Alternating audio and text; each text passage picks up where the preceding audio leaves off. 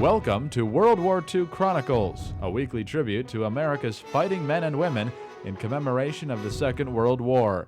These programs are narrated by Ed Herlihy and are based on the news broadcasts of the war period from the recorded sound collection of the National Archives in Washington, D.C.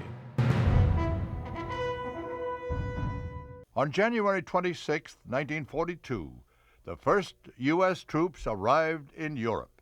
They landed in Northern Ireland and were welcomed by a beleaguered population which looked to the Yanks to turn the tide of the war. Somewhere in Northern Ireland, this is the port where several thousand United States Army troops stepped safely ashore after a trip across the Atlantic Ocean from a port on the eastern coast of the United States.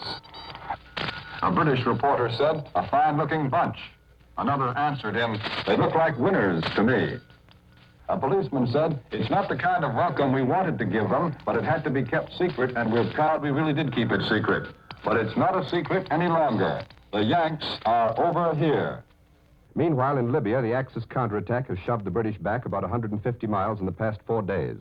The British admit they've lost this ground between El Agheila, the limit of the westward British push, and the present scene of action.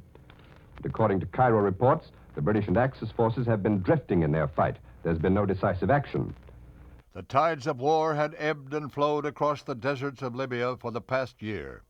Erwin Rommel, the German general known as the Desert Fox, had been forced to retreat back to the Libyan city of El Agheila in November and December of 1941.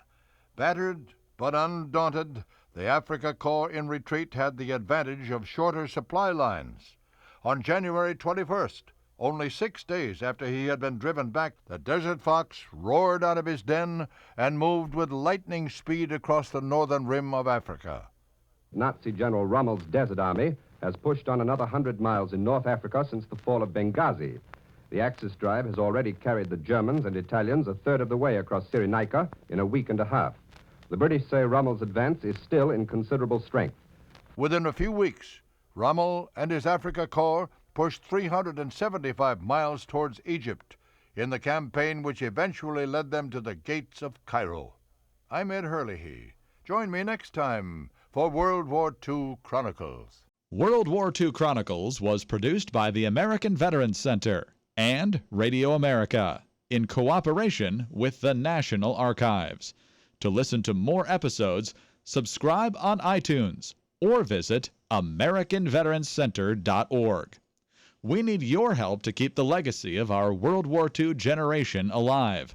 Visit AmericanVeteransCenter.org to make a donation to support World War II Chronicles and the ongoing work of the American Veterans Center.